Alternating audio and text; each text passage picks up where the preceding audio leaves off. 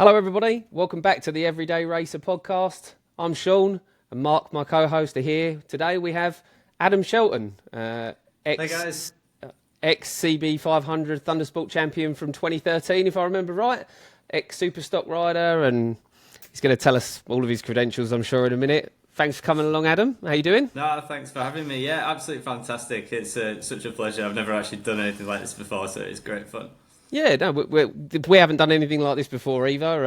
Obviously, we had a very successful Bemsee introduction podcast, which seemed to go down a treat. And keeping with the theme of the CB 500 paddock, etc., we wanted to hear from somebody who's got a name for themselves in the paddock and in this genre of motorcycle. And who better than someone that's currently making a big name for himself at Scarborough. And I mean, yeah, fantastic stuff from your videos. I mean, having followed you around, it's certainly something to talk about, but we'll get on to Scarborough and all of that a bit later. If you don't mind, let's start off at the beginning. Tell everybody a little bit about yourself. Tell everybody how old you are and where you're from. And then if you don't mind, just start off by telling us how you got into motorcycle racing and yeah, start at the beginning. Yeah, no worries. Well, you might be able to tell by my accent I'm from Hull, which is an odd one. I've been riding motorbikes pretty much all my life. I started racing at 6 years old. I was karting originally. My old man worked at we didn't really have much money. My old man worked at a local kart centre, and between corporate sessions and stuff like that, I'd go out and have a blast around, and it was a good way for me to get a lot of free track time essentially. They started doing kart nights for, private karts and things like that, and eventually there was quite a few bikes there, and they did mini moto sessions, stuff like that. And to be honest, there wasn't really internet or anything like that. I mean, I'm 33 now, and I didn't know that mini moto racing was a thing. And as soon as I saw those, I was like, I just want one of those, really, So I had to go on one, and the kart didn't last long after that, if I'm honest. It all just went from there, really. And yeah, it was so much fun. I believe, since then, just ridden pretty much everything all the way up to sort of super stock thou, and recently found a lot of fun in the CB and really loving riding that at the moment. Cool. How old was you when you first started then? When you actually started on the bikes? On the bikes, well, I had a KX85 when I was about 11 or 12, and then I moved from karts to bikes when I think I was about 13, something like that. And I kind of was it was strange because I stayed on like pit bikes and mini motors and stuff like that for quite a while. Oh, this is so my dad he was a chassis engineer for Piper cars. They were kind of a rival to TVR back in the day. They went bust, but he was like such a good engineer. If something doesn't fit or it's bent, he can make it fit somehow. So this was one of his projects, which is a kind of a third scale Formula One car looking thing. It had little inboard suspension. It wasn't fast, but it was it was more of a project for him, and it had little shocks inboard and things like that. It was. You haven't grown cool. much. Honestly, it took that long to build. I didn't fit in it by the time it got to that stage, really, which was a shame. But does it have an engine, or is it just like this nicely crafted shell? It had a little Piaggio. You might be able to see it in that bottom left picture. Bottom left a little Piaggio Zip 50 thing. But there is a photo somewhere. I'll send you. He had a rope tied to the back, so I couldn't accelerate too quickly. I'll blow these pictures up for the video so that people can see. It's because your dad is actually a prominent figure in your riding even now, isn't he? Because whenever I've seen you, your dad's always been there. He is so engaged with what you're doing. He's timing you, he's watching, he's ready to help you get your bike back on stands and warmers. He always, obviously we've pulled off the track, I want to say at the same time, but there's normally a good distance between us. I've just about seen you pull in as we pull into the pits together. But your dad always gives you a big hug and says well done, and puts his arms around you. He always looks ecstatic with what you've done. So is is it nice? I'm assuming it's nice to have your dad around like that, but he seems to really still take an interest. Has it always been like that for you? Absolutely, yeah. Super lucky to have him. You know, he lives and breathes it. To be honest, he's retired now, and he just relishes every opportunity to either fix a bent bike or do something. You know, anything to do with anything mechanical, really. But yeah, it's always been a thing we can bond over. You know, and it's been really nice to get back into the bikes to give us something to do at the weekend, and not only riding the thing. You know, just like having something to look forward to and fixing things up and, you know, prepping for stuff. It's good. It's really good. Because even if I remember right, I saw that he came out to was he at Portimao with you or one of the other European tracks? So he gets a nice little holiday and gets to watch you spin some laps. And Absolutely. was he there when you thought you'd forgotten or lost your key? Is the time for that story? Well, I know we're jumping ahead a little bit, but I figure we may as well, whilst we're on the point. Why don't you just quickly refresh people who don't know that even people like yourself can cock up from time to time? It started back in Hull, and I was loading my bikes up. So I've got a 2010 Fireblade just for if the track's a bit big, you know, I can still have some fun, spin some tyres, things like that. And then there's the CB, which for some reason I'm yet to find a circuit that's too big for it. Every time we go, it still seems to be so much fun, just chasing the timer and stuff. But my back door's been broken on my van for a couple of years now, and it's never bothered me. But it was the first time since racing, you know, doing a full championship where I had two bikes in the van at once, and I realised, I'm not going to be able to get out because you couldn't open it from the outside. So in my haste, I broke the back door properly on the van, and we went to load the bikes up on the lorry with rope tied to the back to keep the doors in. And at that point, my dad was saying, "What do you want to do with this key?" And my head was on the back door, not where the key was. So got all the way there, and yeah, no key. Don't know where it was. For your Fireblade? For the Fireblade, yeah. So I was gutted, to be honest, because when I first got there, I had the CB in my head as a backup, really. That was like in case I fell off and, you know, didn't have the spares or whatever, because you know what it's like, there's not a lot of room on them stillages. And it was raining that day, really rare. There was all the floods in Spain kicking off, and it was all, you know, the weather was terrible, really. And I thought, you know what, there's a chance I might be able to get something sorted here. So really nice guy I spoke to. It was difficult because of the language barrier, but there was a guy who could program me an ECU like 3 hours drive away to do another key for me without the other one. But I needed to take the ECU, the lock set, everything over to him. And I didn't have anything else to do because it was raining. So I drove 3 hours there with my ECU and lost in translation. I thought he was going to do it when I got there. But as soon as I gave him the ECU, it was like, come back in 3 days, I'll have your key for you. I was like, oh, you're joking. So I thought, do you know what, bollocks. It was like a double header week where there was Portimao for 3 days and Jerez for 2 days after that. And I thought, you know what, Jerez is right close to this place. I'm just going to leave it there. And if I'm lucky, I'll be able to pick the ECU and lock set and all that up on the way to Jerez. So got all the way back to the track and found the key immediately in the bottom of my kit bag. and then I texted him like straight away in like Google Translate, like stop, don't program my ECU. I found the key. It was like €300 or something stupid. And he was like, I've already done it, mate. And I was like, you're joking. You told me it was 3 days for a start. And we've been like not even a day, and you've done it. And I don't know. It's a funny story, but it's ouch.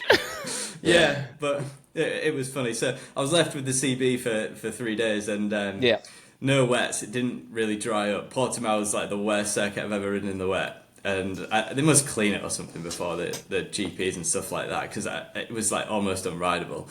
But didn't have any wets because Spain, and I ended up putting a 120 wet on the front of the CB just because that's all there was in this pile of tyres. and it actually was really good still, which was surprising. So yeah, Did you even get on the Fireblade after all that then? not a Portimao, no, I did No. did it at a ref. That's But, all right, at least. but yeah. To be honest, though, that was the thing. The CB was still awesome around there. I never got tired. It was strange. They were like running.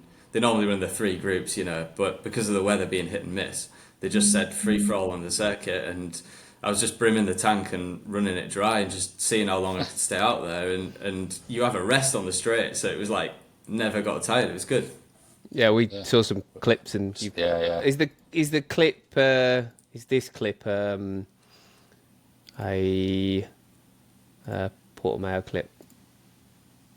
That is Portimao in the dry. Yeah, that's in the dry. So obviously your signature style there.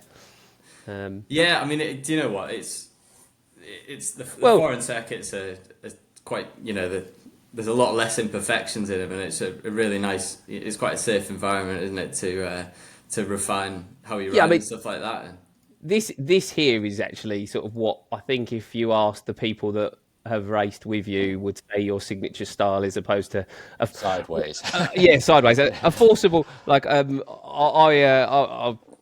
Mark knows. I was at Lyddon just before the end of last year, and there's a ridiculous picture of me on my Facebook trying to absolutely eke an elbow down round a left-hander, the left that goes up the hill, and I'm maybe trying. I'm maybe like this far off, and I'm like, I'll get it next year. No one's going to get it before me, and then you release a picture of you at Portimao with your elbow scraping around that corner, which is like a less uphill version of that left-hander at Lyddon, but isn't it harder with flat bars? It's so much harder to get your elbow down. I've never done it full stop, so I was like, I was just desperate all day. When I wasn't trying to put proper laps in, I was trying to do it, and I was like, I'm going to do it before anyone else does. I've never seen anybody do it without crashing, and then I didn't quite do it. I was like, you couldn't tell. If I'd have told you it was down, you'd have had to have believed me, but it wasn't. It was just a minuscule amount, and I was like, next year I'll definitely get it. I'll bang in a new set of tyres, and I'll just do it. And then your bloody picture comes up, and I was like, bloody Adam Shelton. I was like, he beat me to it. But no, like this picture here of you at Scarborough. That is Scarborough, isn't it? Yeah, because you're wearing your orange bib. Yeah. Can't imagine you wear an orange bib very often. That is how your sort of style has been this is sort of synonymous with you. Because I remember you and I were on track at the same time. Obviously, we were doing our warm-up laps or our 3 practice laps at Scarborough, and you was doing this in front of me, and I was absolutely just in awe. And I asked you how you do it, and I remember you telling me at the time how you do it. But I said, I don't think I'll be trying that round here. I think I'll wait for a track day another time. It's a little bit outside of my remit, banging on the rear brake, given that I don't even use the rear brake. So, but yeah, I mean, your style. Can you tell us how you do it then, Adam? How you actually set up to do that, going into corners, and just generally talk us through it a little bit? Yeah, I mean, the first thing is sort of why to do it, because it's almost it is excessive, and you could argue that it's too much. Maybe you don't need to do it, but on the CB it's a bit of a unique proposition, really, because it's got the geometry of a pizza bike, and you can't lift the rear off the floor. Like there's no matter. The only thing I haven't tried is the high seat, but I've tried it before, and the high seat unit just creates a few other issues that I'd rather not deal with. But essentially, there's a point where you can't carry any more front brake in a straight line, and that would be on a sports bike where the rear would lift, and that's your nice safety indicator that that's what I've got to play with. Pushing it just trams like a chopper, and when that happens, sometimes you can get it back, but more often than not, you lose the front from bolt upright, which is always a bang your head on the floor, horrible crash. More often than not, like, because that brake pressure's at its highest when you're you flat out and you're just piling on. That's when you lose it, and then it's normally a horrible crash. And I just had that crash like over and over and over again. And there's a bit of flex in the forks as well. Like they seem to go doink, and then like they kind of bend back, and then you're off, and it's like super unpredictable. It's not that safe, and I thought, it's just you can't lose the front when you're out of line. And if you see that Scarborough video and you notice the chattering into the corners, it's the You tight can hear it, hairpins. can't you? That's when the front should have locked, but it can't go anywhere because we're at this angle and it's like safe to do it.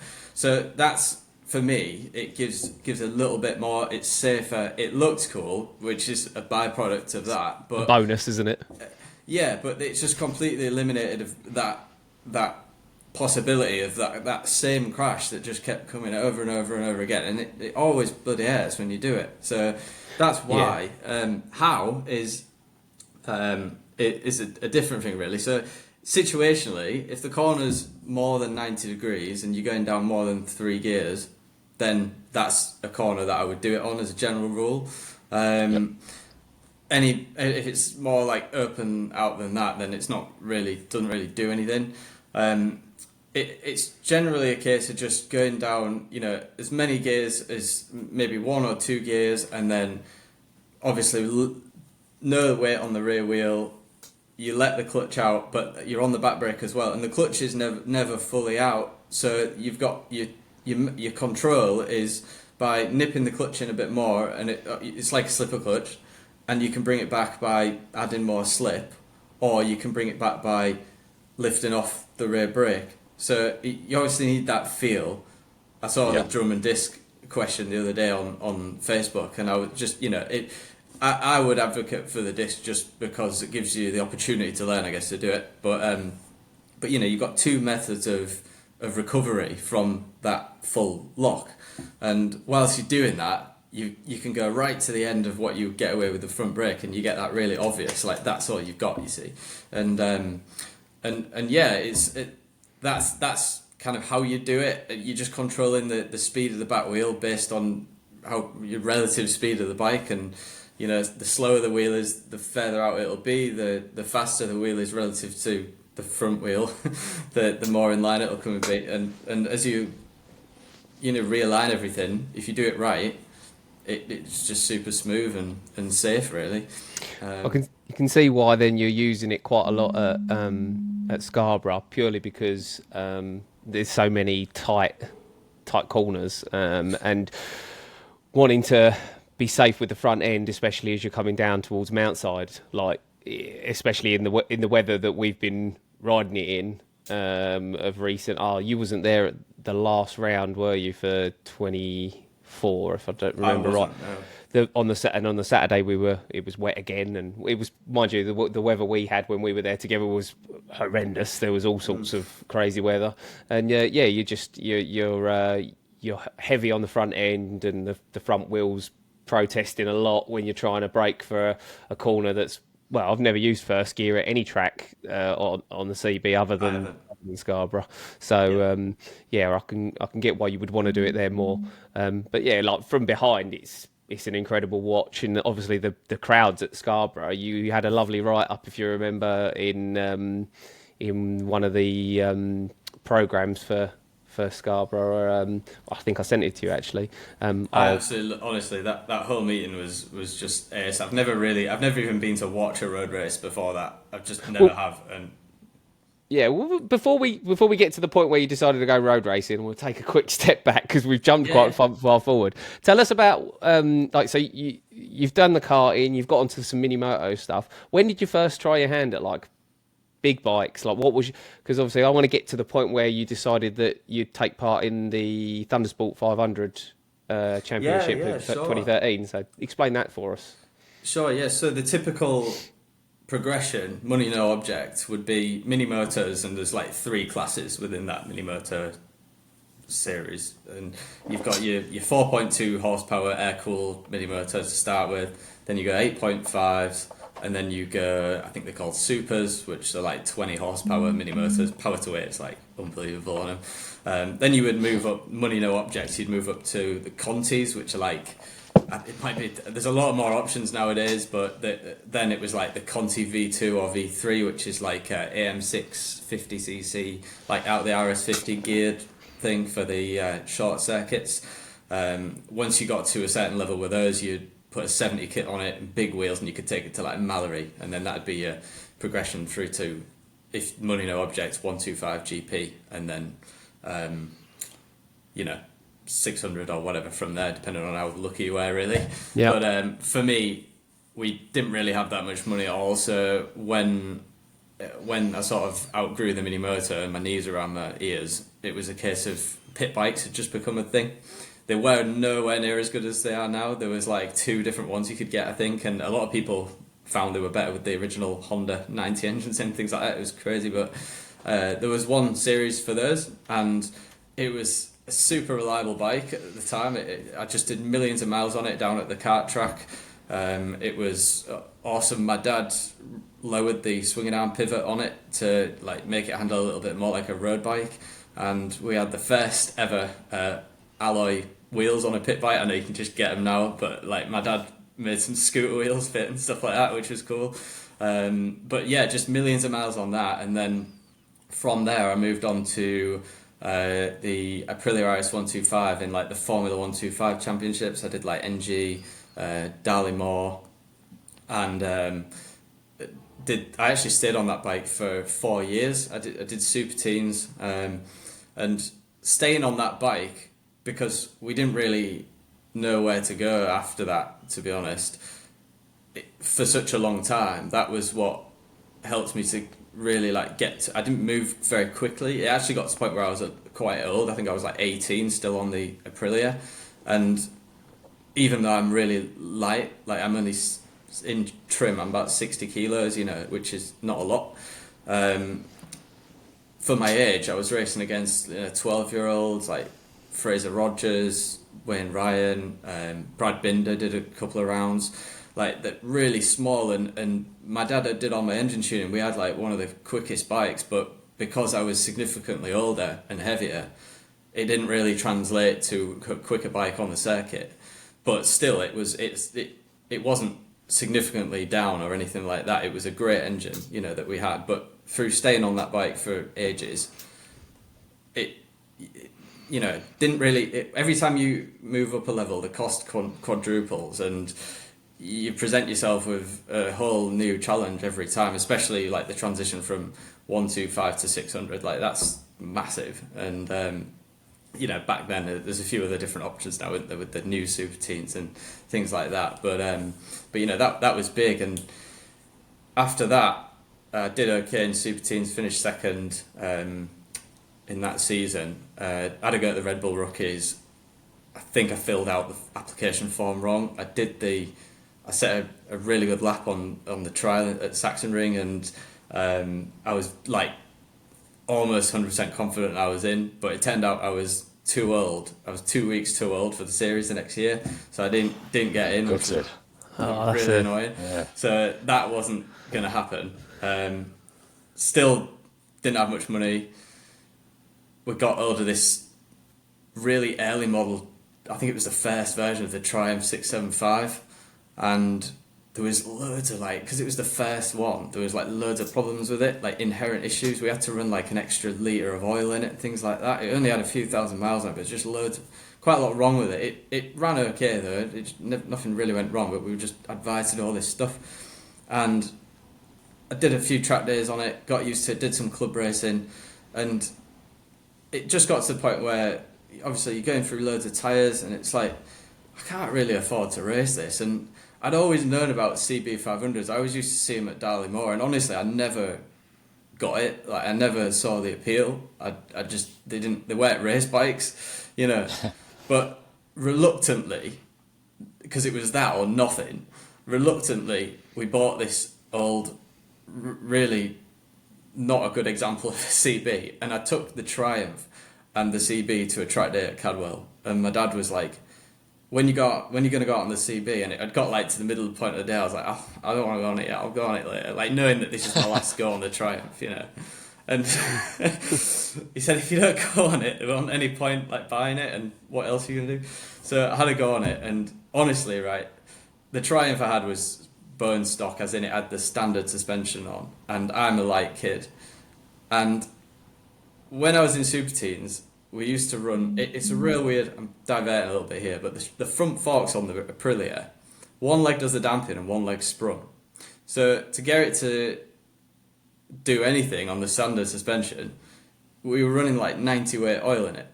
Basically, every bike I'd ever ridden before that point, including the Triumph, was wrong for me. But I had no idea what wrong was until I rode that CB that actually was mint. Because it just went, and it was on progressive springs at the time where, you know, they find their own way. And I was like, I can't believe I've wasted the day not going on it. I've just had the most fun on a bike, you know, ever. And since then, I was super excited about it and understood it, you know, from there. So have you always had one since then? Not always, because I did, the first year I did it, I did Thundersport and finished second. Never touched the bike really, struggled with power, but never, I mean, mine was one of those that smirked all the time, things like that, and it had about 47 brake, I think, we're down at it at the end of the year. I learnt a lot riding it, and it was mega, you know. So did you race it straight away, sorry, at Thundersport? The following season I did, yeah. Which year was that then? That was 2011, so I finished, Right. I finished second that year. And then for the next year, we thought, well, actually, I was going to do BSB Stock 6 the next year, and for one reason or another, the team disbanded and I never did it. And then I was like, without that support, the only other option was CBs again. So I thought, oh, let's do a good bike this time. You know, we'll make sure there's nothing wrong with it. We'll make sure it's got 52 brake. And I didn't do a lot different really, but then the lap records just came because I had the power then, you know, which was the missing piece really. And So- yeah, So that was 2012. So you would did you Oh, was I you at the missed sharp it. end? I Sorry. sat a year out. Oh, you sat. Oh, when- so you sat a year out. Okay. Yeah, when that team disbanded, I sat the year out then, and I did So, it. but you did. So, in 2010 was your first year at Thundersport on CBs. Obviously, I 2011. don't. 2011. Yeah. Oh yeah, sorry, 2011. Of course it was. Yeah, right. So, what was? Do you remember much about 2011 Thundersport 500 and what it was like? Oh yeah, it was awesome. I mean, it was me versus Andy Lawson, bless him, for the championship, and just the community. Like, it was the first time other than Super Teens, which is a lot of, like, there's a lot of lads and dads in that who want the kids to do really well. It was like a little bit less serious, you know. But it was nice, you know, having like Andy lend me fork legs when I bent mine and things like that, and it didn't matter whether if he didn't give me those fork legs, I wouldn't have been able to beat him, and he, you know, he'd have definitely got more points if I couldn't get on the circuit. But he would. That was the kind of type of people that were there. You know, they'd still give you stuff, and it was just really nice. And the whole ethos of the bike, really. I mean, you've got to leave your ego at the door with them, especially if you're coming off something, you know, quite capable or flashy, and all there is you and that bike that's the same as everyone else. And honestly, like, that was the best decision I made, because you do stand out a lot on the circuit riding one. If you're riding quickly, you probably stand out more than the quick lad on the good bike, you know, just because of what the bike's doing. And that was really what did well, really. That did a lot. Cool. So you had. So then you had your gap year. What did you do in the year in the middle? Nothing, just got drunk, really. So you didn't do much riding in the middle then. Was you a little bit disheartened by missing out on your BSB ride? Yeah, I think so. I just couldn't be bothered for a year. Yeah, that was it. And you know, I didn't want to move. I didn't want to stay the same. I didn't want to do the same thing again. You know, Yeah. for quite a while. But So you missed that, and then obviously by the end of the year, you obviously got bored of getting drunk and decided that you wanted to come back. And was CB's the only option for you, or was you thinking of doing something else? yeah, so I was working as a labourer for quite a well-known building firm, and they were. I was sat in this van with a guy called Martin, and he was such a nice guy. He still is.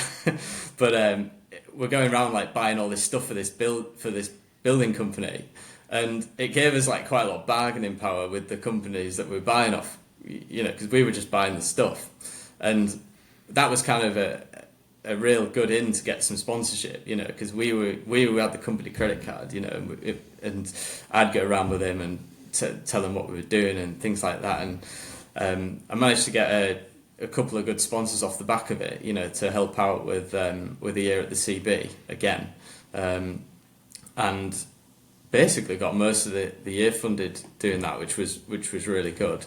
And yeah, we put together a proper bike and went out, had a mega year. Again, the people in that paddock are just the best, you know, and that from that I got a bit of uplift and a bit more sponsorship to do Stock 6 and Stock Thou. Right. Okay. So you went back in 2013 and you won the Thundersport 500 Championship. Who was your biggest rival in that year? Unfortunately, I can't find any timing sheets in TSL from 2013. It might have been a different different system back then, or a different supplier to the timing. Yeah, it did actually change. I was looking actually not too long ago. Yep.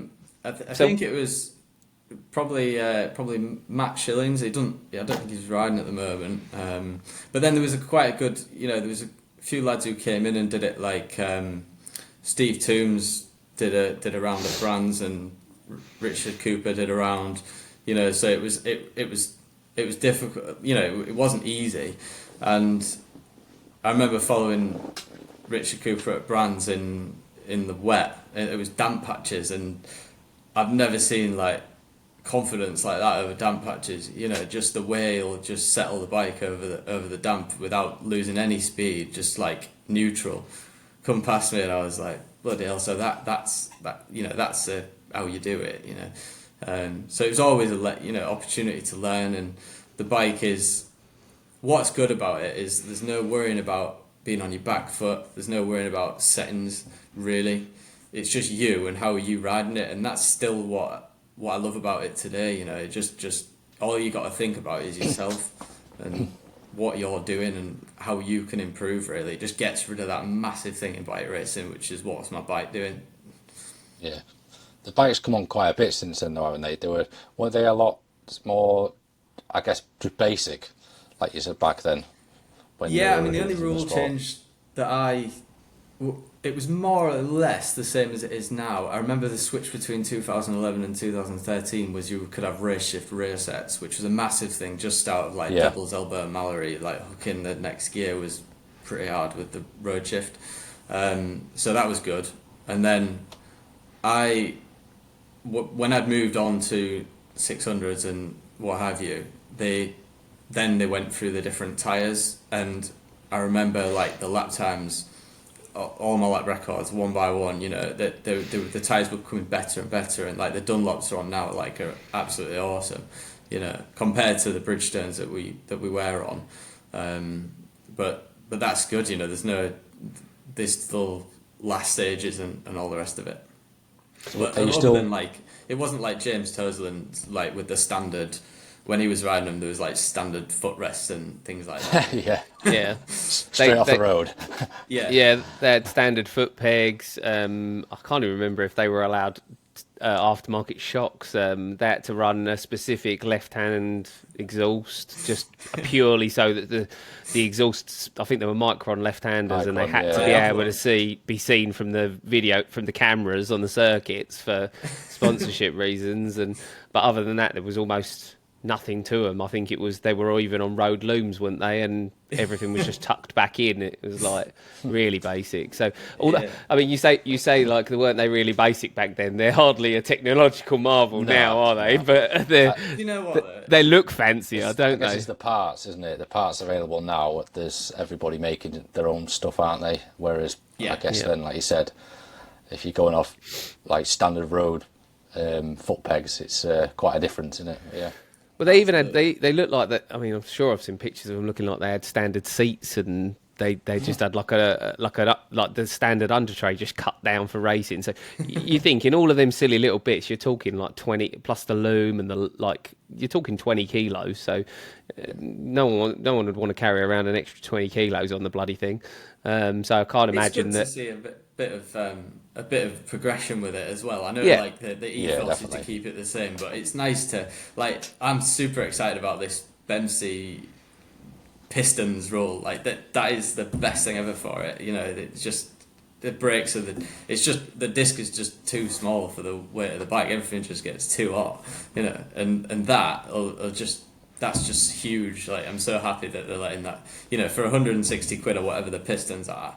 Like, 70 your quid. pads, are they? Oh, brilliant! Yeah. Even better. You know, your pads are going to last longer, and ultimately they're going to earn their money, aren't they? And Yeah, I think obviously the ethos being of keeping them as standard as possible or as uniform as possible and cheap for people to get into is important. But eventually we're going to get to a point where there weren't enough switch gears, or there weren't enough fork legs or whatever. Eventually they'll all run out, and you've got to start changing it to be.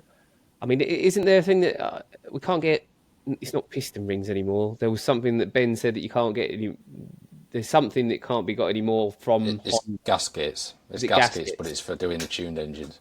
Ah, right. Sorry. So there are bits that are being discontinued, and eventually you have to say, right, for safety reasons, you can't keep using the 30-year-old master cylinder body. It's going to have to be a replacement equivalent from a modern day CB500, which is still going to be a crappy non-radial master cylinder, but there's probably about 60,000 of them in circulation, and they're no more powerful than what we're currently running. And you know, I hope that's the next thing. I really hope that's like I bought 5 Nissin master cylinders at once, like from anywhere, Germany, any eBay, you know, take forever to come, whatever. If I saw one, I'd buy it.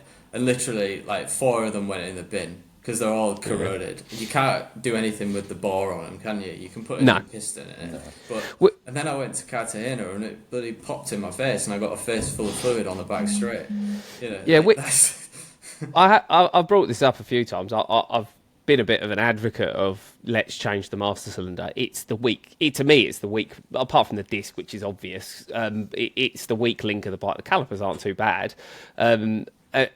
And realistically, I mean, on my road, I've got a road CB500 as well that's a bit tricked, but it's got a GSXR 2008 GX 1000 radial master cylinder. It's about 50 quid off of eBay, and it's transformed the brakes. It's got so much draw on it; it pulls the pistons back, so you don't get any you don't get any lock in. It's very powerful, and you've got to reconfigure your brain to ride it hard. Compared to the standard brake. But it costs next to nothing when you compare it to how much people pay for their powder coating and then like flashy bits of carbon fibre tank covers and just things that maybe aren't necessarily required. 50 quid to have an ultimately better brake that's available. And I mean, and realistically, that weren't even a good master cylinder on the bike it came off. But on a CB, it works fantastic. So hopefully we see a progression of at some point we'll get a rule set which says this is a sensible upgrade, and really it's for safety reasons more than anything. Things like the quick action throttle change that Bemsee have brought in, that to me is a quality of life change. It's hard work snapping a throttle round on a CB500 down a big circuit. Can get a bit hard on your arm, and I don't think lap times will change drastically because of a quick action throttle, I wouldn't have thought, but it makes riding it easier. I've done quite a bit of trial and error on the different master cylinders, you know, like away from the racing, and I've tried, you know, the Brembo on the Nissin caliper, and I've tried Hornet Masters 12.5 mil, and basically I found on the Nissin setup, on the Nissin caliper, if you go bigger than 11, it feels real nice on the stand, but you just have to pull it that hard. Like there's more than 40% more area on the 13 mil piston than the 11, and that means that you've got to pull it 40% harder. and it just wears your wrist out. So there wouldn't be, even if you said open, run whatever you want, that you can put a 500 quid RCS 19 on it and it'll feel mint on the stand, but you will go slower, So the only other 11, the problem is the 11s, they're like a rare master to get on anything. I've found KTM 85, all the 125, 250, older KTMs, they run 11s. There's a really good looking pit bike, Bucci. They do a master cylinder for them. That'd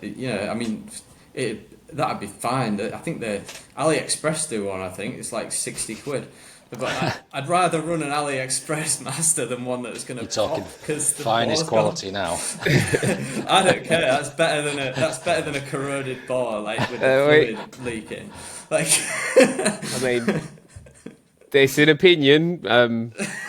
So out of the standard, then. So out of the standard, the standard Brembo with the standard Brembo caliper, or Nissin with the standard Nissin one, or would you mix? Which would you think is the best of all the standard setups?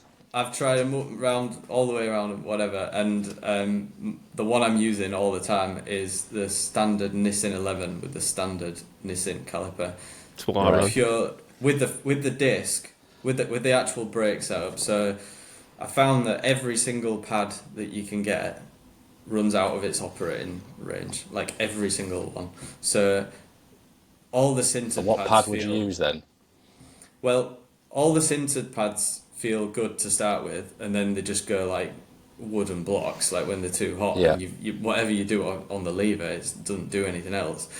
So I've got a PFM cast disc, which weighs a ton, and for the Nissin caliper, it's like nearly twice as much as the Armstrong one. It's stupid. Yeah.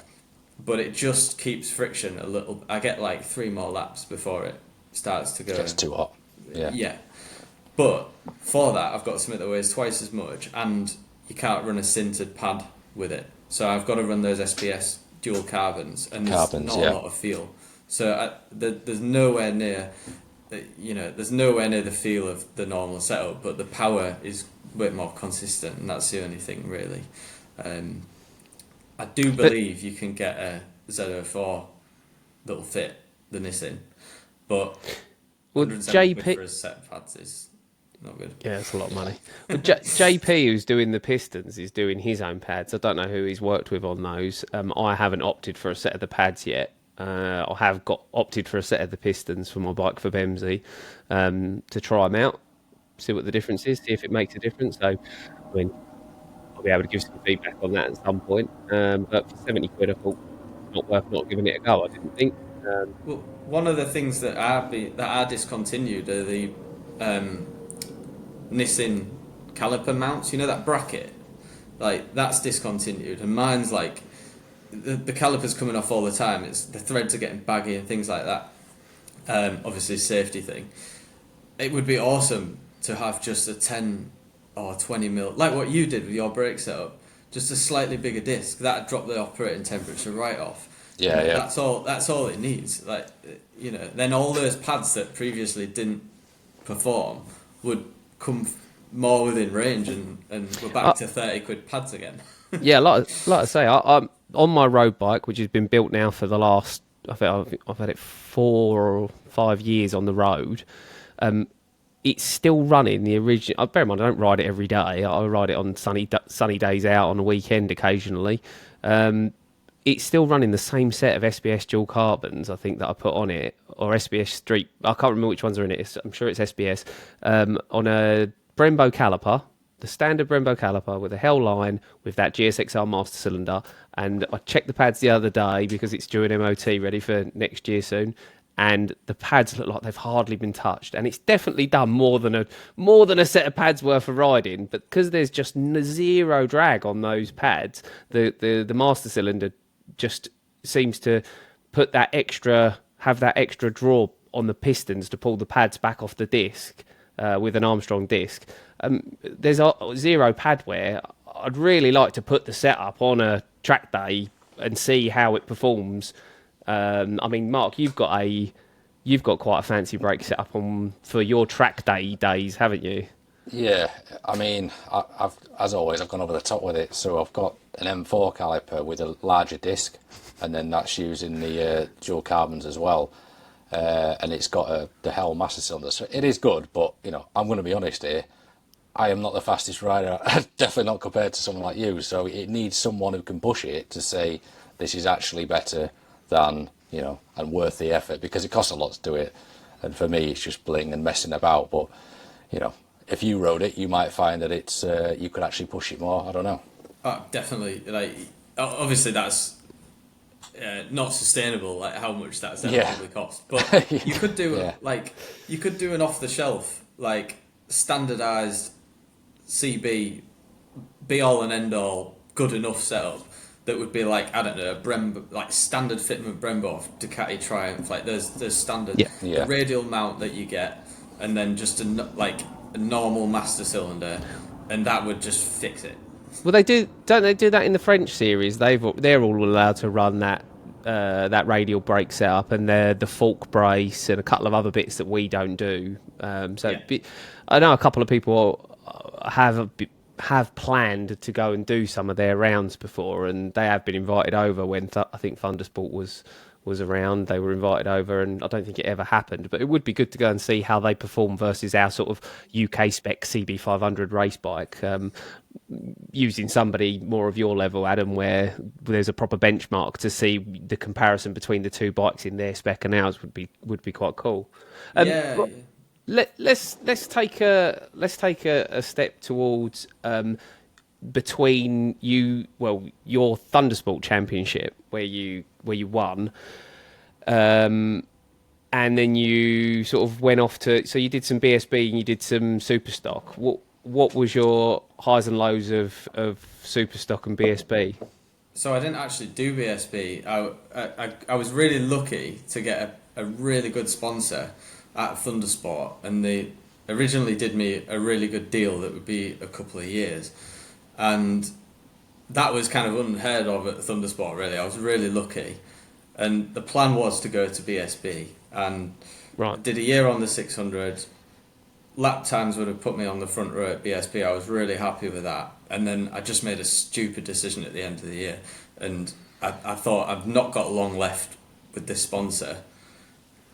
I'm not going to get a chance to ride 1,000 under my own steam, so I'm going to ride 1,000, and then I should impress and go to BSB after that. But what I should have done was I should have took the 600s I already had and gone straight to BSB, but I didn't, and that was my stupid mistake, really, because at the end of on the 1,000, I hit the wall at Rockingham, broke my leg, recovered from that. As soon as I recovered, I got sick with ulcerative colitis. So it was. It's not a sob story. It was like written in that I wouldn't have done. Something would have got in the way. But I wish I'd have gone on that second year rather than spend most of my budget on a ZX10.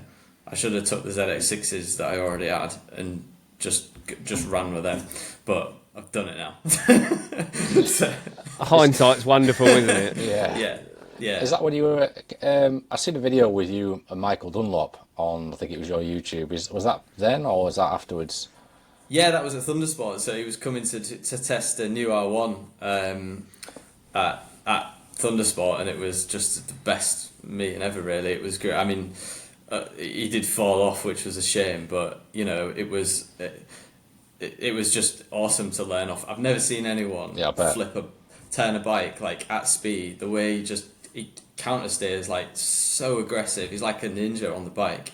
But to follow that and you see it and you're like, oh, I've been riding bikes all the way up to that point, and it like unlocks something else. Like, oh, that's how you do it then. I've been taking ages just to flip the bike left to right, and obviously considerations for the 1,000, it doesn't want to turn when it's up in the revs because of the inertia of the engine and things like that, and knocking it down and getting the revs low to be able to turn it. It's lots of stuff you learn. But yeah, that was it was a great year, but there was a bit of a clause in that contract that if I didn't sit on the grid, I'd have to give some of the money back.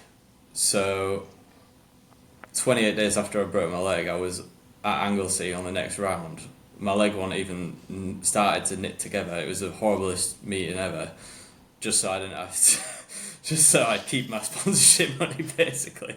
But I finished fourth, and that I was. Oh, you struggled that, you know, then. Struggled with your broken leg, fourth. Honestly, the doctor said if you fall off, that rod in your leg's going to come through like a fork through spaghetti, so don't fall off. You're going to do it. But I didn't really care at that point. Like, you know. How old would you have been then? What year was that? That was 2015, that was. So how old was I then? Can't remember. 24, something like that, 25? Quick math, yeah, like 24, something like that. Oh, we all do silly things at 24. It's fine. But yeah, and I hated bikes after that. I got ill, didn't want anything to do with it, and then one of my mates forced me on a pit bike, got the old levers out, spent a load of money on the pit bike. The more money I spent on it, the less reliable it seemed to get. Caved and went on a CB again and thought, what, this is the best thing ever. Why, like, you know, it's just loving riding bikes for the sake of riding bikes. And whatever I've ridden in the past, there's always, like, the CB is just that. I just love it. I just hope something eventually supersedes it that's as good. I just want it to go on forever, you know, but there's only so many CB. Well, there's plenty of them in there, but not getting any newer. So you came back, and I mean, I've been racing CB since 2020, ish. Can't remember now. Yeah, late 2020. And when I started riding, Thundersport was still going and all good, and started as a freshman. And the well-known names were Grant Whitaker, Josh Leaning, and then Will Leaning came back again because he had a bit of a break as well, I think, and he came back sort of 21, 22 from memory. And in my time since in being around this paddock, there's only really ever been a handful of people that have ever taken it to them them riders. I think it was Rob McCulloch. There was Finn Chalk and Dan Swift. Yeah, like that really have been able to like beat them all on their day in like on an average day. Have been able to like pip them. And then all of a sudden, you turned up at, I think it was a Cadwell Park at the end of the year one year, and it was like, oh, Adam Shelton's here, and is he going to interrupt the championship? Because all of them championships pretty much all went down to the last round every year between Grant and Josh, or Josh and Grant and Will, or whoever. And then you appeared again, and obviously you could beat these guys as well, or fight with these guys. And had you ridden against these guys before? I've seen clips, and there is a clip that I'll show again of you racing against Josh. So did you have much interaction with these guys before coming back? And did you know who you was coming back and who your rivals were going to be? And also, out of the bunch of them, who did you find that you enjoyed racing against the most, or who gave you the biggest challenge? Well, before that meeting, it was funny because all my lap records had been absolutely obliterated since I last rode a CB. So a lot of it was, oh, it's really fast now, like there's loads of fast, and there definitely is. But I didn't know what that felt like to ride with them, so I didn't know whether I was going to be actually up to speed or not, having not ridden, and the championships come on so quickly, and you know there's no winning by a long way at the moment. You know, it's really competitive. But yeah, first of all, when I got on the bike, it was just nice to experience the new tyres, which were so different to what we used to have, which was great. And there's quite a funny story actually from that weekend, because I don't know if you remember, but like all of us fell off at once pretty much. But what happened was it was raining in the morning, and I went out, and Will's, I do remember this, yes. Yeah, Will's like super fast, right? and I thought I'll tag on to him because I've never ridden on these wets before, and it's qualifying like now, and I don't even think it's been like years since I'd ridden in the wet, and it was like the worst time to be back on it in that situation. So I thought I'll just follow him, and I was following him, and out of nowhere we both went into Mansfield at Cadwell exactly the same, and I just high-sided out of nowhere, and I was like, what? That didn't do anything different then. And it turned out I forgot to wind off my shocks, like it was still in dry mode. So anyway, that was that. Took the bike to scrutineering, everything got signed off or whatever. And then we set off for the race. And I don't know where I qualified. I think I crashed like after a lap or two, so it wasn't great. I think it was like 5th or something. It wasn't great, it was 5th. I got off the line like really well. I can't remember exactly where it was. It wasn't in the lead. Got off the line like really well, and found myself in the lead, I think. And as I was going round the first corner, I felt like the steering was really vague, and I was like, "What's going on here?" It would like feel vague, and then be fine. And I was like, "Are my forks bent?" I don't think they are. And then I'd get into the next corner, brake, go around, feels a bit vague. Come down the gooseneck, feels very vague. Then it comes back. I do the whole lap, and I'm like scrapping and things like that.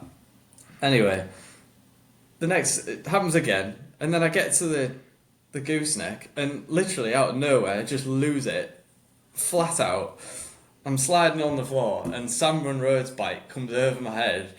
And there's just bikes everywhere and people and stuff going on. And you know what it's like if you crash at the gooseneck, you just don't slow down, do you? It's like you've sped up on the mud. And especially when it's wet, you just kind of like go on forever. Slide forever, yeah.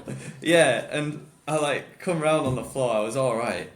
And looked round, and Josh Leaning was running at me, and it was like something off a cartoon. He had like oil all over his face, and he was like, "He's leaking oil." And what had happened was, when I crashed in the morning, the front of the engine casing had cracked under the cover, and every time I was shutting off the throttle, it was throwing oil onto the front tyre, but on the right, it was enough to scrub it off. And it was like, it was on the left of the gooseneck when I'd gone right, and then there was that one left out of nowhere. It was like full of oil. It just, I felt so bad though after that. How many did you take out then in the end? Like everyone apart from the kid that mattered.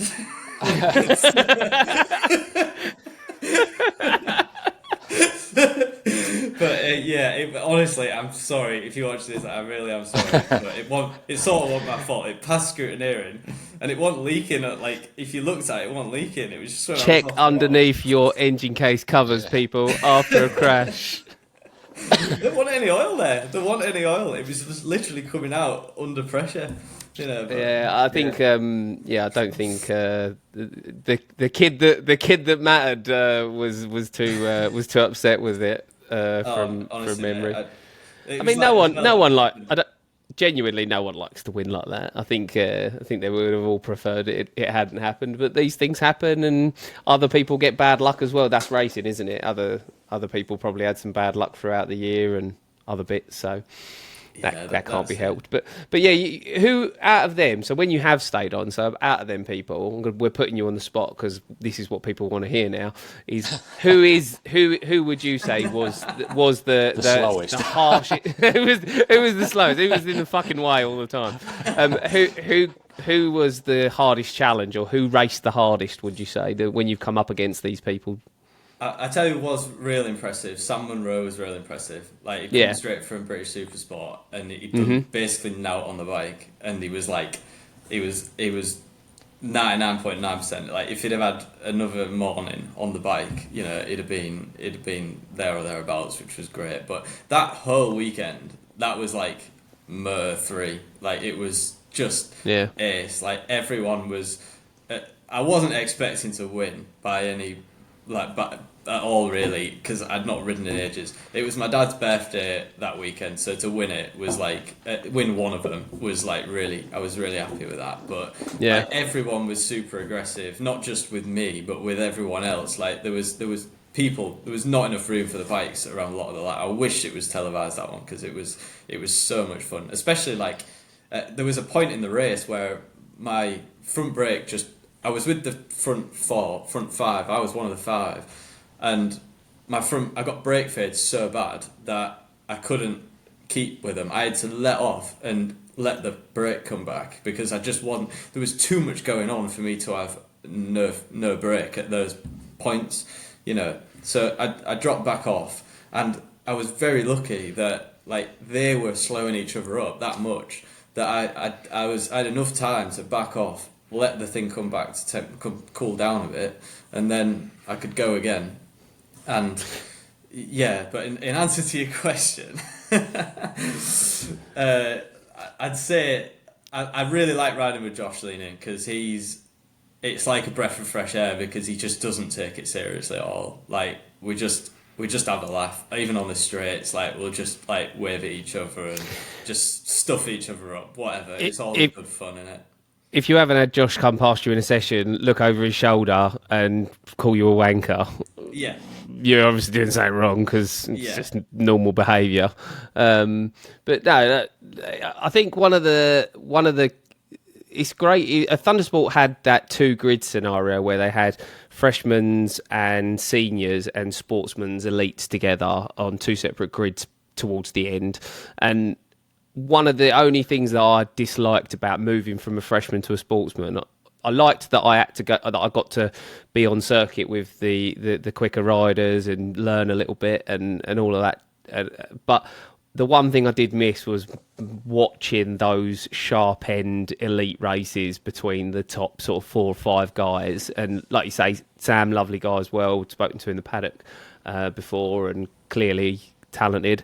And the others, it was very at the time it all felt very theatrical between them all in the paddock, and very they had their camps, and it made it a bit of a soap opera on top of incredible racing. It was a lot of people at Thundersports, and a lot of the spectators' favourite race to watch, and a lot of the other competitors' favourite race to go and watch. You might not go and watch pre-injection 600s because why, but CB 500s. No offence to anybody who's pre-injection 600 rider or whatever, but do you get my point?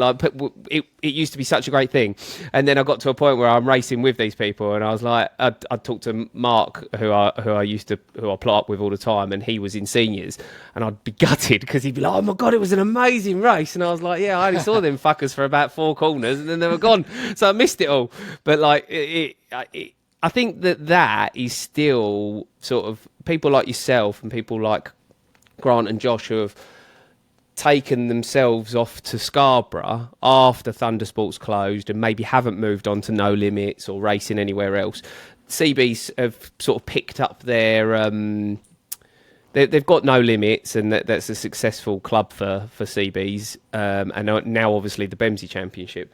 But you decided as well to go road racing for the first time at Scarborough and do it on a CB because that's what you've got, because there's no 1000cc class at Scarborough anymore.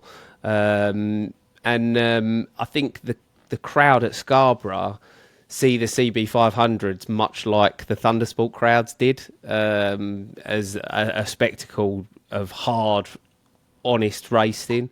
And obviously your riding style has certainly made a lot of conversation for that at Scarborough, and you even when you weren't there, you were mentioned over the tannoy and stuff, and people were asking after you. What made you decide to make that move now to road racing? Was it just you needed something new to try, and it had been on your list of things to do, and it now was the right time?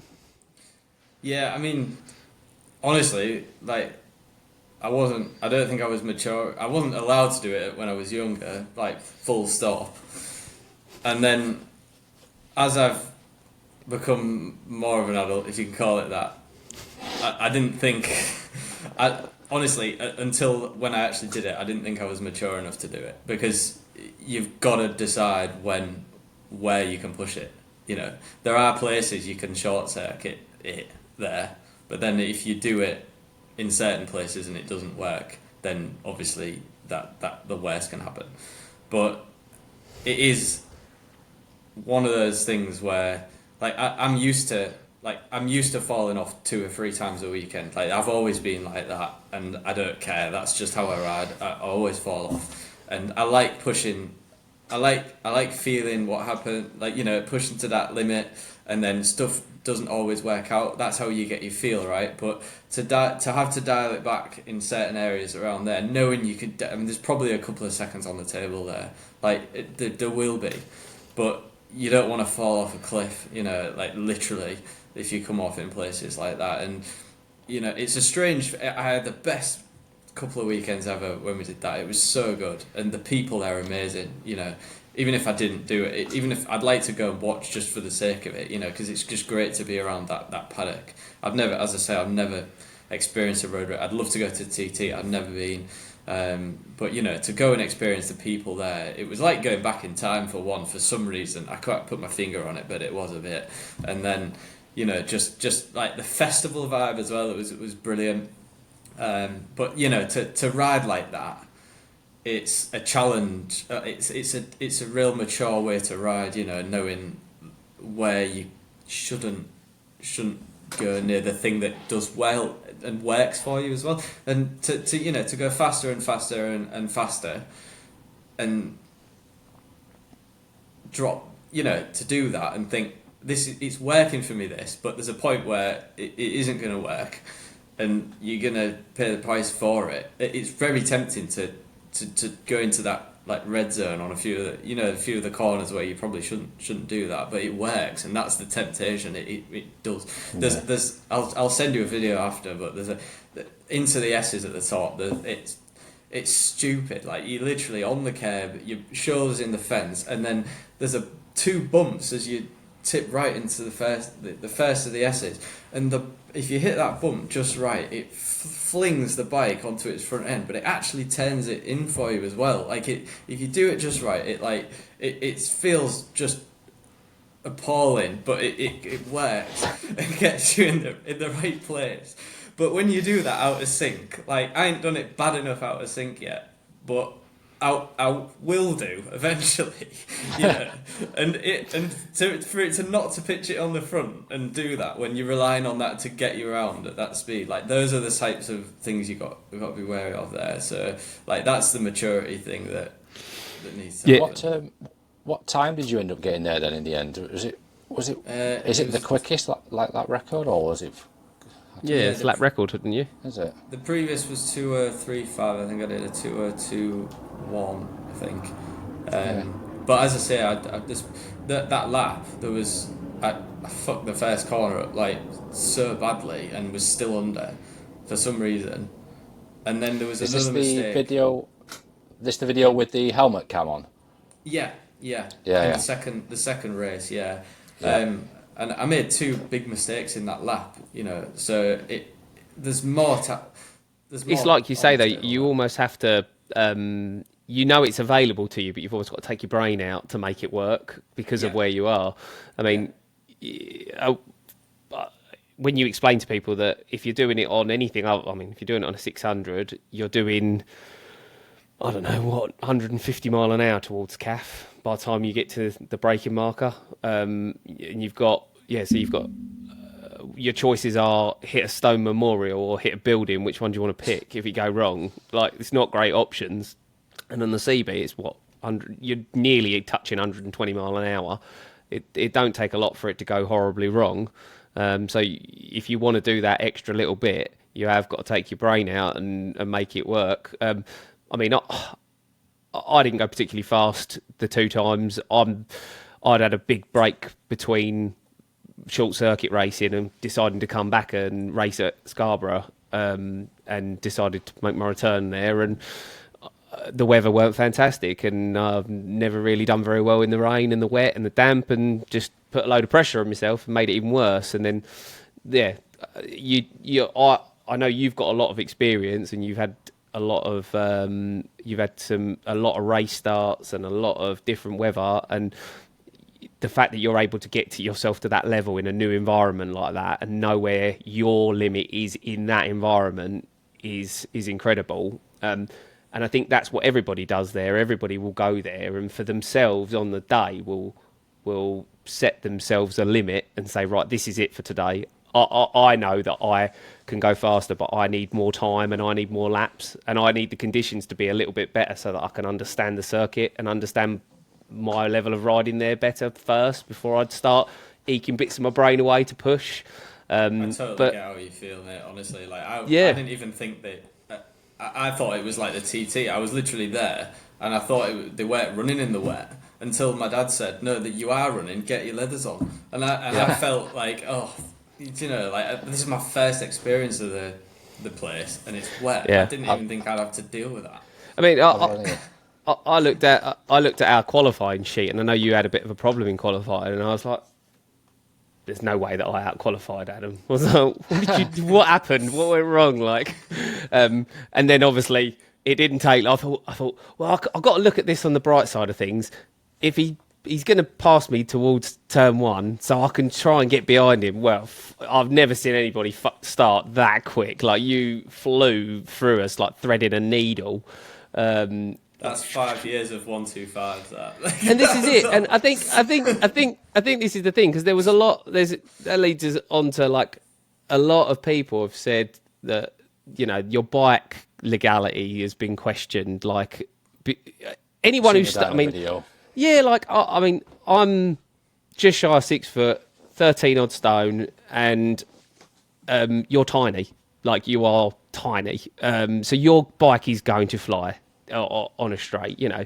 And you said it as well. You've done a lot of race starts. You're good at it because you've done it a lot. Same as what the other top guys who do lots and lots of riding are good at starting. Did you feel like you had to make that video to justify to everybody, not justify, but to just sort of set the record straight? Like, look, my bike's legal. There are reasons why I can do what I do. Did you feel like you had to do that? Did your dad say that you should do it? Was he a part of that? Or did you just feel like you wanted to draw a line under it? It's the third time I've done it, actually. So I did it in 2011 and 2013, and then. And no one said anything to me personally, apart from on YouTube. Like, people say all sorts on YouTube. But I put a video of, like, myself at Snetterton, crashed on the one, like, dickhead, started at the back, and I put the video on YouTube, and I know what it looks like. I know it looks like my bike's too fast, and that's exactly what happened. And then it wasn't just that, it was people, you know, not telling me directly, but I know when stuff's going around, you know. And I thought, well, I'll just, you know, it's straight off the track at Oliver's Mount, I'll let you know. But there's a lot of considerations with the CB, you know, that are really good tips, actually. Like, if you do hold it on the side of the tyre, like, think about it being economical. Like, if you've ever driven a rental car where you've got no power and you so much as, like, have a teeny slide or do something slightly wrong, you come out of a corner and it's just horrible. Like, that's basically the CB. Not quite as bad, but, like, if you're keeping it on the side of the tyre, running like 125, real wide lines, keeping the revs up, if you're coming out 500 to 1,000 RPM more for longer, you've got 2 or 3 horsepower from the start, and that just amplifies down the straight. And then you've got the fact that they're as aerodynamic as a brick. So if you are in a slipstream, it's the best slipstream you're going to get. There's multiple bikes, and the fact that it doesn't pull its top gear, it will pull its top gear in the slipstream, which means that, you know, sometimes when you've got multiple slipstreams and you do go past, you're carrying significantly more, regardless of the weight thing, which is a thing, you know. But you are carrying it. The slipstreams are, like, super effective, you know, versus other classes and things like that. So, yeah. You've released a video before of you on board at Cadwell as well, talking through a lap. And I've got to say, like, I watch a lot of videos, a lot of onboards, and you're articulate and you're able to explain why you're doing like what you're doing and why you're doing it. And you've talked about being on the side of the tyre on the CB before. I can't remember if that was your CB vid or your Cadwell vid, but you've definitely said it on a video. And that sat with me last year, and it certainly helped me a little bit to understand where I'm going wrong, because I come from a background of riding bigger bikes where you can just get yourself upright as quickly as you can on the nice fat part of the tyre and start squeezing the throttle. And yeah, like you're able to put it into words that are easy to understand, and you, by listening to that, you can tell that you obviously know what you're talking about, and you can quantify where your speed is coming from. My wife, who was with us when we were at Scarborough the first time, she had some guy who'd been drinking, obviously been in the beer tent a little bit too much, and he walked past and he said to her, "That Adam Shelton's definitely cheated. His bike's definitely not right and Suki." And Kay come up to me afterwards, and she was like, "That guy over there was saying Adam's bike's not right," and I was like, "He doesn't know what he's talking about." Like you can tell when there's a tuned bike, and it's when the rider can't back it up on the other parts of the circuit that it's obvious, but your riding style doesn't scream to somebody that needs to cheat. So it's kind of like a complete waste. It's almost, it doesn't make any sense. But what was the quickest lap you did at Cadwell then? Because that was another one, wasn't it, where you did manage to do it was quicker than everyone else. I put that video out there. I thought, do you know what, I'm just going to say what works. Was you like this? Was you like nest, isn't it? Yeah. Yeah, like just fishing for an argument now. Honestly, everyone loves Cadwell, right? The CB, there's loads of tricks there to do, and I thought I'll just lay it all out there. And what happened was the comments were full of all the top riders telling me their things, what they were doing. And the best I'd ever done at that point was, I think it was a 140.1 or something. And the 39's like the big thing in it. Will's done one. Yeah. And, it's nothing, is it? It's a few tenths, but it's a 39. Like, that's like, you're in another postcode, aren't you? So, but in the comments of that video, I got the top guys saying, well, I don't do it like that. I do it like this. So I was like, right, okay. I don't do it like that. I do Charlie 1 and 2 in 5th. Oh, okay. I go up. I stay in 4th for whole events. I mean, I love pinging past the cafe on the limiter because everyone's like, whoa, and it's really good fun. But actually, it is faster to go up to 4th and then back down to 3rd. It's just really hard to do because you're doing so many things at once into there. If you don't get it down exactly in the right place, you're going way too hot into that. Because as you're on the limiter, the bike's actually stabilising, the forces are neutralising, and you've got sort of a neutral bike when you go in. Whereas if you go up to 3rd, to 4th, and then back down, now you're very nose heavy into there, and a lot goes. A lot can go wrong. You're less likely to do it right. But I think if you banged it up to 4th and got ahead of yourself without going back down, you're ending up on the grass out the other side of the first. You've got to be quick on it to do that.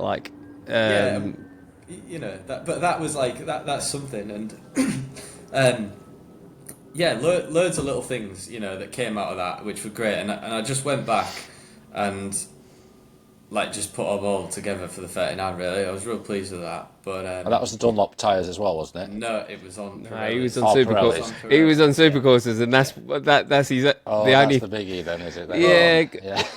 But they were more than 40 laps old. They were old, and I know they dropped. I know because I've gone from old Pirellis to a brand new set of Dunlops, and the brand new Dunlops are better than a past set of Pirellis, straight away.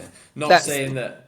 I'll do it. No, we've had these conversations about. We had this on the last podcast about the tyres and stuff, and the Dunlops have such a big window of lifespan, don't they? Their operating window is so good, even for people like yourself who run much quicker.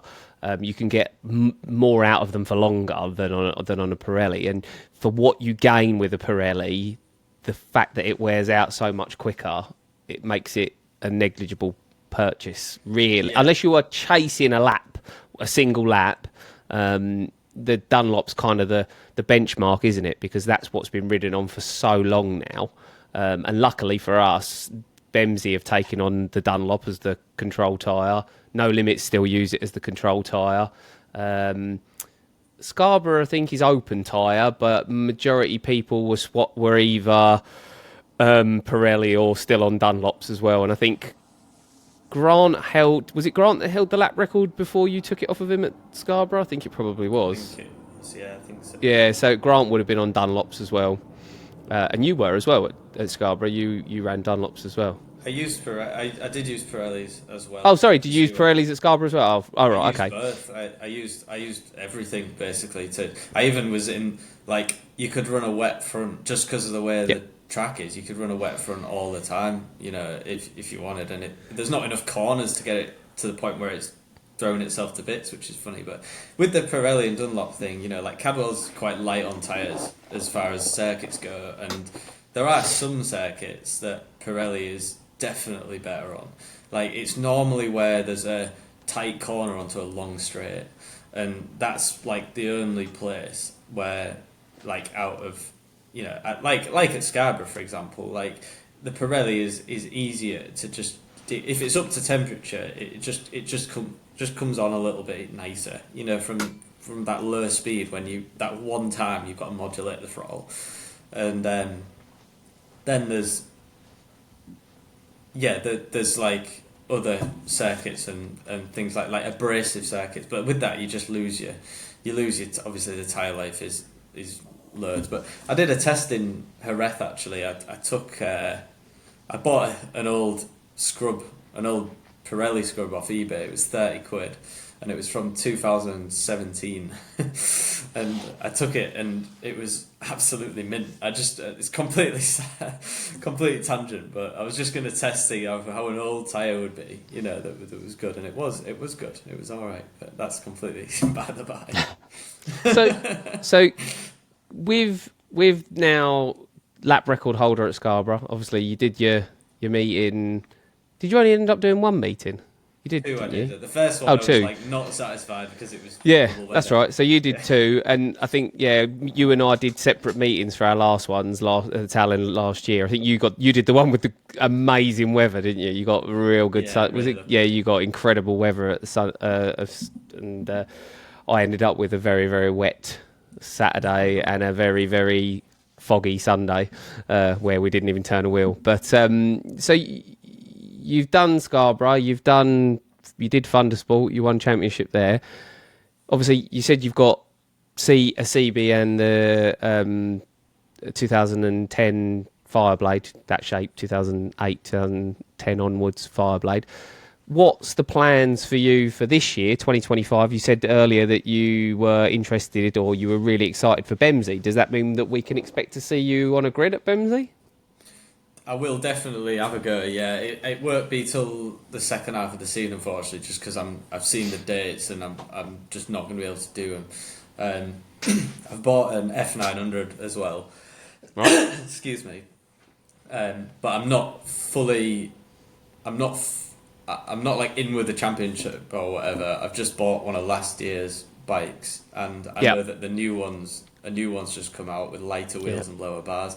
Don't know if I'm going to be able to run the new stuff on the old bike yet, but I think the main difference between the new one and the old one is that the engine casings are higher, aren't they? It's got more ground clearance.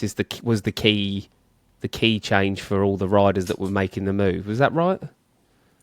I'm not sure actually. I do know on the road bike that the wheels, these are in the brochure that sells them. I don't know if they would put the engine casing thing in that, but like I do know that the wheels are lighter and the bars are a bit lower. If the engine casing's in a different place, then I've bought the wrong bike, to be honest. I need to get a different one. Sorry, we'll cut this bit out. But no, it's a good thing to know. I did not know that. Yeah, as far as I'm aware, the new bike has a higher ground clearance for whatever reason, whether that's the casings are a different shape or something's made them have more ground clearance. Because if you look at the older bikes, they've got... I know you're not afraid. You're not afraid of grinding them out. Oh, is that...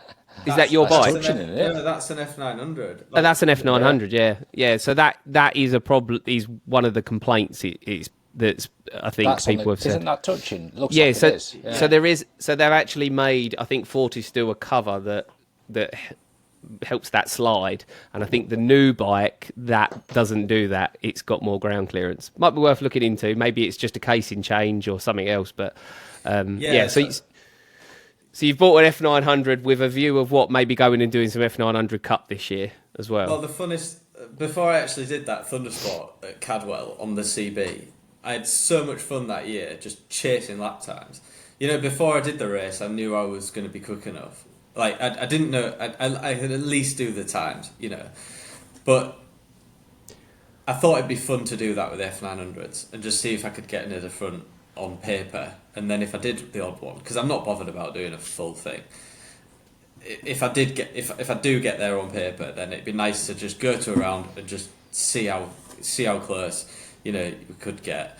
But the rules, I know there's that new bike, and if it depends if you can, you know, that engine casing thing is a big deal for me. I didn't realise until after I bought it how bad that was, and I went back and watched every race from last year, and everybody, 9 out of 10 crashes are the same one, where they've just, because there's no giving that engine case, they just touch the engine case and go. And if you look at them, like everybody, even Coops, everyone's riding compromised on one side, even though they're going really quick, they're riding compromised, and that for me is a deal breaker. Like, I want to ride bikes that I can ride properly, you know. In the CB you can ride properly. I mean, there's no exhaust. If someone could make one, this would be great. But there's no exhaust that doesn't grind out.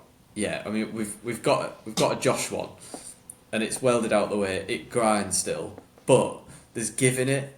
So it's essentially just been a consumable part, but it is. The engine casing's going to take weight off the contact patch of the tyre, and it's going to have you off, isn't it? And it's the front, and it's right in the middle of the corner when you don't expect it, and you know, that's the thing. I would love to see what they're doing with that. A few CB500 racers that I know have moved to F900 Cup. One in particular has mentioned that this is a key thing for them for having the bike. Having the newer model bike the ground clearance was the key point, but definitely worth looking into. But aside of F900 Cup then, and obviously sounds like some Bemsee, so would that be CB500 Bemsee or possibly F900 there must be a class for F900 at Bemsee as well. It must be eligible for like... I'd probably just do track days on the CB. On the F900. I'd rather race the CB. Okay, and plans to go back to Scarborough this year at all? I don't know yet. I'm still thinking about it. Yeah, I'd love to go. I'll be there. You know, I just don't know whether I'll ride yet. I need wait until someone possibly beats you. Takes your lap record, and then you got to come back. That would motivate me probably a lot. We all know what we want to see. We need a Josh there, a Grant there, yourself there, and then see how it goes. Josh was there when you were there on that last one, wasn't he? But I think he had some bike issues. He just brought a shit bike. Yeah, yeah. He had some bike problems, didn't he? Yeah, didn't do him much good. Yeah. I know I'd have had trouble if it had brought the one that he shouldn't have got rid of. So, what about Aberdare Park? Any interest at all? I'd love to do that. Yeah, I went, drove around it in my van when I was on holiday once, and it was absolutely amazing. Lap record on two wheels like this. No, I'd love to do it. Yeah, it's only one event a year, isn't it? I got on a bit of a road racing hype thing at that point, and I looked when it was, and unfortunately I couldn't do it. So I'd like to see when that is actually. I would definitely have a go at it. If I remember right, it was either back to back on a Scarborough weekend, so it was the weekend before one of the Scarborough rounds. It was like fucking hell, and then now this year Southern 100 is the week leading into one of the Scarborough rounds, and then so there's like loads of people that I mean, there's only so much summer, so there is going to be stuff that overlaps, and you can't do everything, and there's lots of people saying, how am I supposed to get back to Scarborough from the Isle of Man, and people will do it if they want to, I guess. I mean, but Aberdare and Scarborough having CB 500 grids is quite a draw for us and the people that will watch this. So I think Aberdare's definitely got a different flavour of danger to it than Scarborough. It looks. I didn't think anywhere could look narrower than Scarborough, but I think it might actually be. And it's certainly a lot more corner speed orientated than Scarborough. Scarborough's very stop and go, isn't it? Compared to, well, you've driven around Aberdare. I've only ever watched a video of it. What was it like to drive around in the van? It's just a beautiful park, that you shouldn't be a racetrack, really. There's barely enough room for a pram. That's it. Well, it'd be good to see what else you get up to for later in the year, and Any more abroad track days or anything planned? Yeah, I'm doing Aragon in March. I was going to do it on the F900. I'm honestly not sure now, but I'm going to take the CB and just have a bit of a play. That's why I can't do the first. I would have liked to have done Bemsee actually, but I've just found out the date's a little bit late in the day really. But what about you guys? What? I was going to say, is there like a track abroad that you would say is the best for CBs then? Cartagena is amazing for CBs. If you've ridden there, it's just so good. I've never done a broad track day yet, so that's kind of why I'm thinking which one. Is Cartagena the one that's got the ridiculous noise restraints now and that's been closed? Yeah. But that was the one. That was the one that the CB only groups were organised for, if I remember. Like Cartagena's quite CB. Not specific, but it's a good circuit for CBs, if I remember right. It teaches you some things that it's really hard to learn. Like, I can see why a lot of Spanish riders are as good as they are, because the way those corners are, there's no reference on the way in, so it's very fast, very long, and you're off the throttle on the front tyre for ages, but you can't see where you're supposed to end up. So you have to kind of... It was a really new thing for me when I was there for the first time, and I was thinking, wow, this is, you've really got to be patient with a bike as you go in, quick but patient, and then do everything at the right time with little reference to make sure you end up at some apex that you can't see. It was, really, really good, and for front tyre feel and things like that, and because the corners are long and fast and flowing, you kind of learn. It's a good opportunity to understand that part of riding a bike, which I didn't have much despite riding for a long time. It was the first time I was presented with a track with a lot of that, all the time, which was good. And then Jerez as well, just so amazing. That just really, really good. Even on the CB was really good. So, what is your favourite UK track to ride a CB on? Is it Cadwell? Sorry, I shouldn't have said that because I was almost trying to coerce you into saying it's Cadwell. What's your favourite track to ride the CB on in the UK? If someone was going, I'm thinking about booking a track day, I've just bought a CB 500, where should I go that's going to give me the understanding of this bike and what the fun of it is and what it's about? Pick the track that's going to do it for me. Probably unpopular opinion, the infield section at Snetterton 300 is... No way. I was thinking it can't be Snetterton. It's about the only part of Snetterton that is actually any good on a CB, I guess. It's just you got to wait. You got to wait a minute and a half to get back there every lap. Maybe not that much, Cadwell. I love Cadwell, but you've got a lot. Every corner's got an imperfection and a trick to it, and that's every corner's a special case, a special circumstance. But I suppose favourite track, it's definitely in line with a favourite for that reason. But I don't know. I guess everything's got.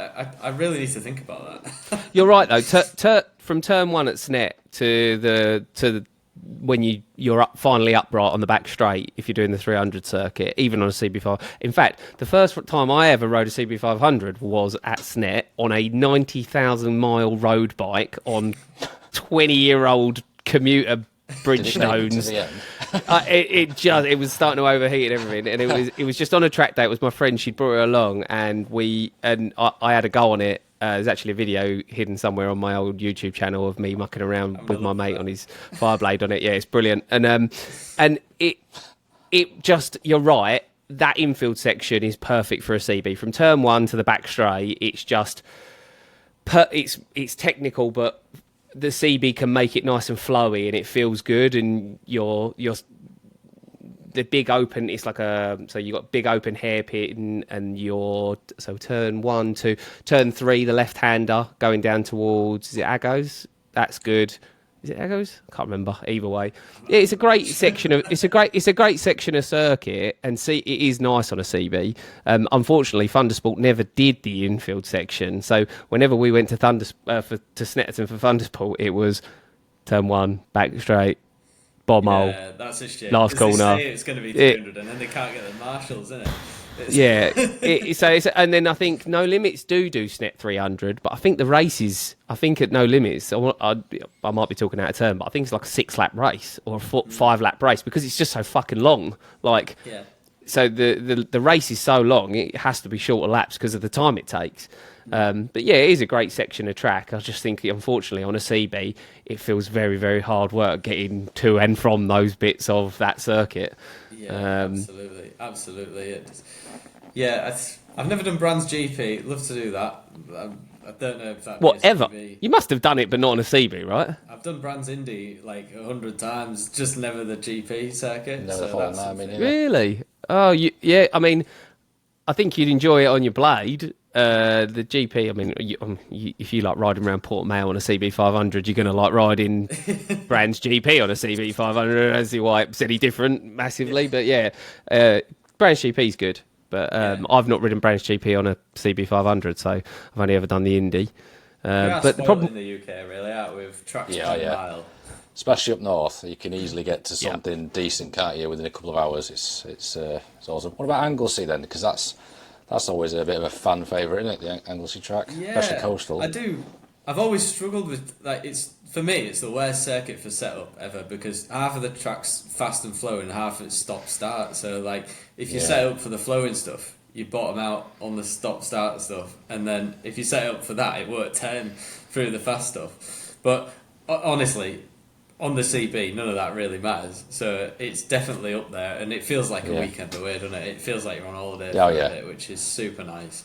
So I should have my look at that track, which is always bad. But, I think out of every track, like the funnest to ride has to be Oliver's Mount, definitely. I mean, I put a steering damper on it for that second meeting. Yeah, I spotted that. Yeah, it's totally unnecessary on the CB everywhere, but that Roddy Taylor took us round on the walking lap, you know, the sighting thing on the night, and he was telling us about the tree that you don't want to hit on the straight, and you know, and long story short, I was totally out of control heading towards that on the CB, and with the damper on there, you just forget about all that. Like you just point the bike and it just ends up where you want.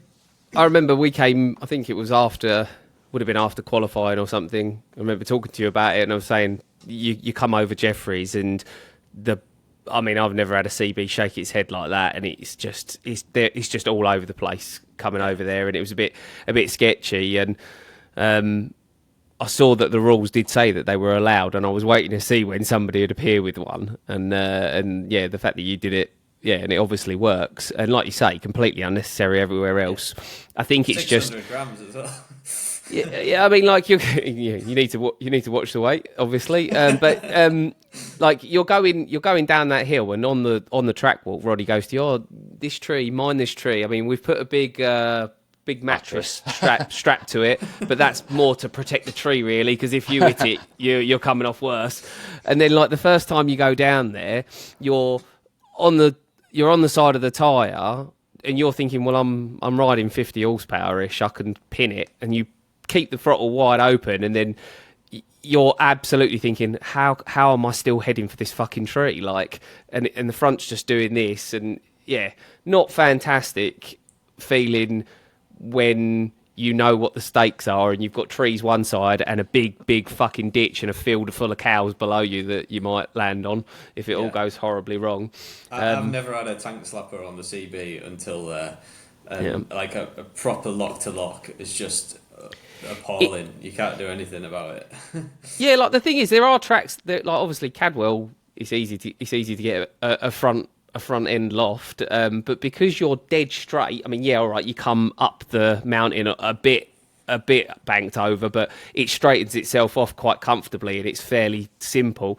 It's just the fact that you are trying to go that way and you're leant over and it goes away from you towards the trees. It's like, it's just a big amalgamation of things that are going to make you have a shake in it. And I remember saying to you, like, are you like struggling down there? Like, because I mean, I didn't see much of you, but you said, yeah, I really am. And I was like, fucking can't be looking at these times, but he says he is. But even at my pace, which was a lot slower than yours, it was a struggle. And I don't mind the front end being light, and I don't mind the bikes shaking their head. And I've never really cared for steering dampers on my road bikes or anything. But I bought one for Scarborough after you had, just purely for that section of track. I don't think you need it anywhere else there. It's just that bit that it affects it on. Absolutely, yeah. But again, like, it's nice that Scarborough have 243 have recognised that is a safety point, and that's why it's allowed on those bikes. Yeah. So but that's the charm of it, isn't it? As well, at the same time, like that's what makes it hilarious. Like just that bit of track. Yeah. It's hilarious, but maybe when it's your skill level. Like you say, like you can. Is it an exciting track to ride? Yes. Is it a fast track to ride? Like, is the corner speed element of it? Because there isn't a corner speed element here, apart from through the S's at the top of the hill, which is quite quick. It's not the fastest track on earth. Like, it's just it's more the surroundings and the nature of the circuit that makes it really exciting. It's and that's going to be a matter of opinion, because I know a couple of the lads that have gone there and have said it absolutely weren't a bit of them and that they wouldn't go back. And I think that's just the difference between somebody who's going to enjoy road racing and somebody who's going to prefer short circuits. Seems like you've obviously bitten the bug a little bit, but hopefully we'll get to see you there again and see if you can get a bit of competition that turns up on the weekend and brings the right bike with them that can allow them to do it. Because again, it's just another decent race that I don't get to watch because I'm in the race further behind you rather than actually getting to see it. I'm sure the wife will tell me how good it was when we finish. But it's such a good I'm blessed really being quite local to it, and I can go on a normal day, on a Saturday or whatever, and it's just the two personalities. You see it, and just to sit in the cafe with a coffee that's normally barriered up to the roof is just quite surreal as well. Like, there are bikers that go there all the time, as you know, but it's a normal place. Yeah. Did you get that feeling? Because obviously you've raced a lot longer than I have, and you've done a lot more starts than I have. Did you, when we were lined up on the grid for the first race that we did, and we're wearing orange bibs, which we haven't done for a while, and the lights are turning on. Did you get to this kind of feeling to yourself, like, why do I feel like I've never fucking done this before in my life? Like, why do I feel like this should just be a start, a race start? I've got one better than that, mate. When we did the sighting laps behind Roddy, when in the morning, I was it the day before, I can't remember, but I couldn't even do the sighting laps. Like, I was like, how are you supposed to ride around here quickly? I just it just made no sense to me. But yeah, absolutely, you are absolutely right. There is an element of the unknown there, and what it takes you back to feeling. I got that feeling like I'd not done it before. And I'm not saying that I get like I'm not nervous on a race start. Like it's just they've become more natural because you've done more of them. So you're sitting on the grid, and it's apprehension and it's excitement when it's on a short circuit. But there, it was like, it's the why is this even allowed? Why am I allowed to be doing this? This doesn't feel natural. Like, but once the lights go out, it's the same as anywhere else. I mean, naturally, like you've said earlier, you do keep something back, but you're still trying you're still trying hard. Like, because the lights have gone out, so you're just trying to get to the person in front of you, whoever it is, aren't you? 100%, yeah, definitely. It's more like it's less of like it's not like not trying. It's more like leaving room for error. Yep. That you wouldn't normally leave because like if you skate off into the seal, if you not even that. It's like just the like even on the back straight, like you got to leave a foot or so either side just in case somebody's front wheels there or something like that, because you can send him off into the back straight that's not straight in at all. It's like, surreal, isn't it? And it's just nice to stand there on a normal day and just think like, because when I first went round it in a car or even on a motorbike, went round it a few times, and it actually, obviously there's people coming the other way and things like that, and you got to be really careful, and you shouldn't go quickly really at all. But like when it opened out as a proper circuit and you get let off for that first time, it felt quite big to me because I'm used to having the two normal road thing of not using all the road and things like that, and that was really, really strange. But it seemed bigger to me, when I first went and tried to ride properly around it. I guess when you're lining up in threes on the start, but then once you all get going, when you're six abreast trying to get into the first corner, it makes it feel very, very narrow, doesn't it? Even though there's no oncoming traffic. Yeah, like braking from flat out to first gear over and over again. Like that is one of the. It's like throwing a dart at a dartboard and taking 10 more steps back. Like it's really hard to do it accurately, like every time. Just to end up on that tight tarmac.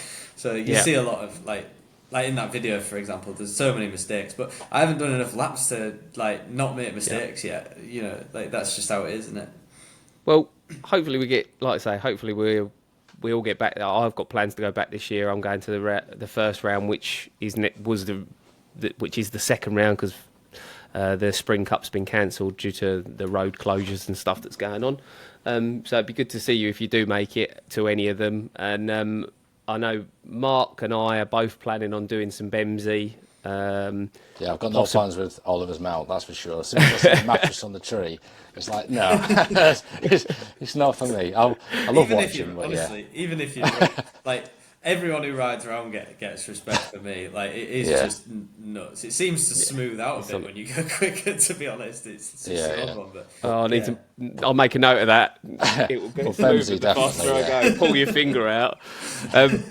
But so hopefully we'll see each other again at Scarborough, and if not, we'll hopefully all see each other at a Bemsee meeting later in the year. Are you going full season on Bemsee?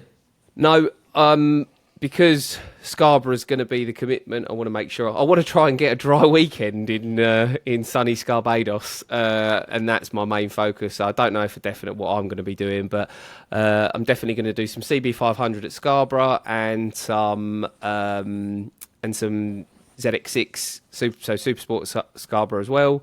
It's a long way for me to go to just do one class, so I'm taking both bikes and I'm gonna have a go at that. 5.5 hour journey is a killer, and then Bemsee I'll be doing CBs and the odd 600 round just for a bit of extra practice for keeping my hand in on it, but I don't know which ones exactly. Life of a working dad, I guess, and Mark's the same, I think. Mark, what's your plans?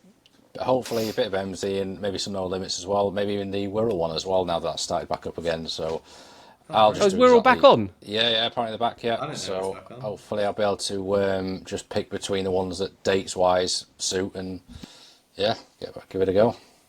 Good stuff. Well, look forward to it.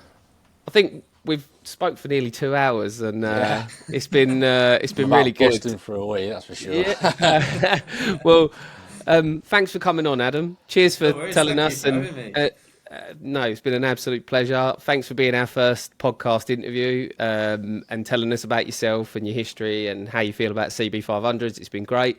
And maybe next year, once we've done some more racing and you're back racing short circuits and possibly some roads again, we'll have another catch up again. Maybe we'll get someone else on if you guys manage to have a little battle, and we'll see who else we can get on with you to have a bit of a chat and a bit of banter and find out where you're at. But yeah, thanks very much again for coming on. Really appreciate it. Thank you so much, both of you. I really appreciate it. And if you need help, let me know.